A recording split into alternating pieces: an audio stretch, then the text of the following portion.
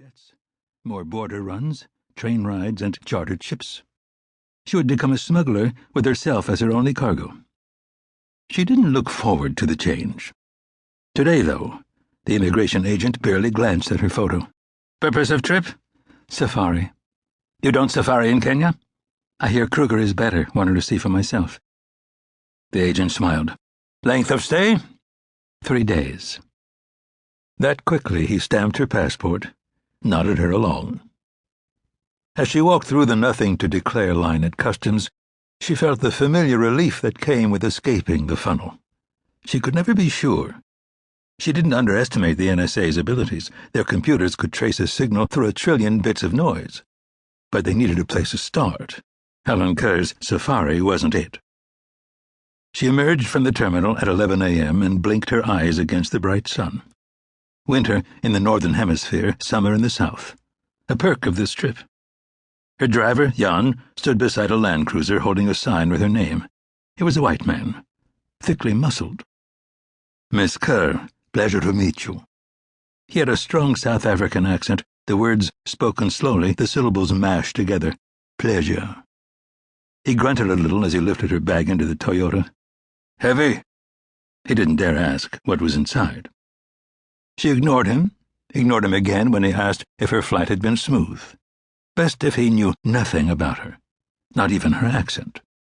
For 2 hours they drove west on a divided highway filled with square Mercedes trucks and pickups overloaded with furniture. South Africans loved auto racing. The drivers on this highway seemed to think they were auditioning for Formula One. They sped, tailgated, sliced between lanes without signaling, sometimes all three at once. Finally, a sign proclaimed the Free State Province, featuring the suitably Orwellian motto, "Success through Unity." After another hour, Jan steered the Toyota north onto a rutted 2-lane road that cut through rich farmland, sunflower and wheat fields. "Another 45 minutes. Nothing more. Good boy," she almost said. "You're learning." During apartheid, this province had been among the most racist areas in South Africa. Blacks without the proper pass cards had a nasty habit of disappearing, their bodies turning up months later. Of course, apartheid had ended decades before. Blacks could live wherever they chose in South Africa, yet many avoided the Free State, because of men like the one Salome had flown 5,000 miles to see. His estate was small and manicured. 2 gray mares grazed behind a low brick wall topped with a wire fence. Every few meters, pictographs of a lightning bolt hung from its mesh. To warn off anyone who couldn't read danger electricity, Salome supposed. The entry gate was 8 feet of wrought iron, watched by twin security cameras. Behind it, Salome glimpsed a handsome brick house with a columned front porch. Witvans Manor, a bronze plaque proclaimed. Rand Witvans had stolen even more money than Salome had imagined. Or his wife had been an heiress. Or both. The gate swung open as the Land Cruiser arrived. They were expected. The Toyota rolled up the gravel driveway as a German Shepherd trotted alongside.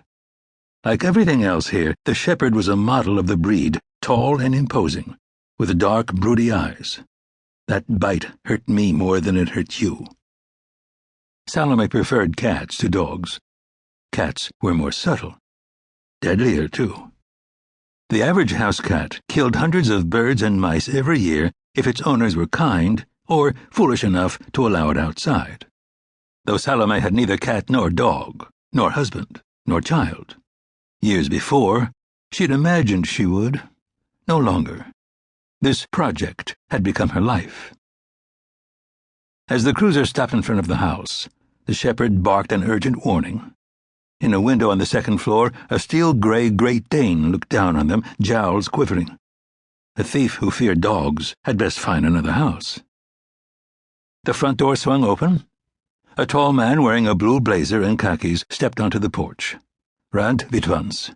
In his mid-70s, he still aspired to be an English country gentleman. He had most of his hair, but the wattles of his neck betrayed his age. "Natalie," he shouted, "so nice to see you again." Her name wasn't Natalie either. The Shepherd stepped close to the Toyota. He bared his teeth and gave a guttural growl, low and carnivorous. to keep listening to this audiobook. I've left you a link in the description so you can do it at no cost thanks to Audible's 30-day free trial.